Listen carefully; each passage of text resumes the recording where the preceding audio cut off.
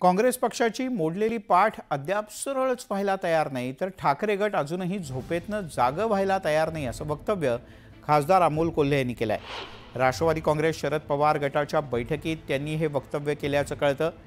राज्यातल्या परिस्थितीबद्दल अमोल कोल्हे बोलत होते। त्यांच्या सहयोगी पक्षांबद्दल त्यांनी हे भाष्य केलंय।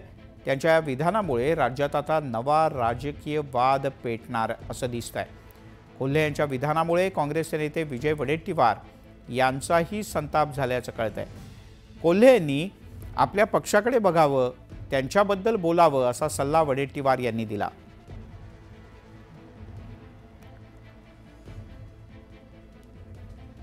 अमोल कोल्हे यांनी पक्षाच्या अंतर्गत बैठकीत पण जे विधान केलंय ते नेमकं काय आणि कसं आहे आपण एक नजर टाकूया।